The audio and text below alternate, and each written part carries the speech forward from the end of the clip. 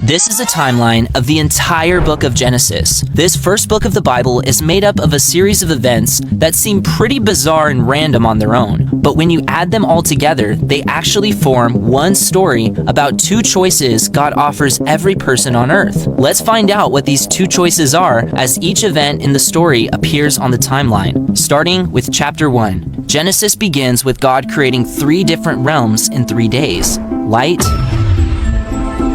water and sky, and the dry land.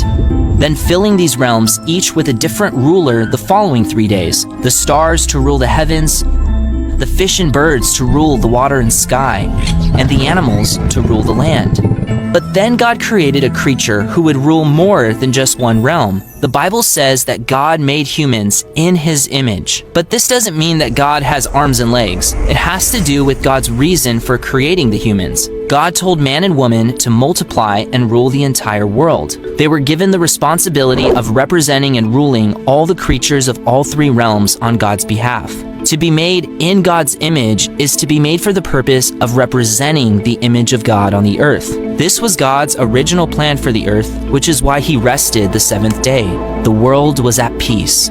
But one of these creatures wasn't too excited about being ruled by the humans. This creature was more than just a snake. This was the spiritual rebel you know as Satan, and he convinced the humans to rebel against God. But not only did this rebellion lead to the entire world and Satan being cursed, it's going to lead to one of the most creepy stories in the entire Bible that 99% of Christians have never been taught in church. The humans are cast out of God's presence, but not before God makes a promise to them. He says that the humans are going to have a righteous son who will one day crush the rebel snake Satan, but not without Satan bruising his heel.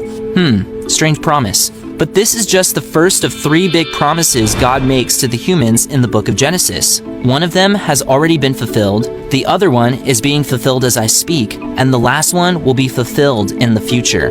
I'll explain more later, but for now, let's move to the next event on our timeline.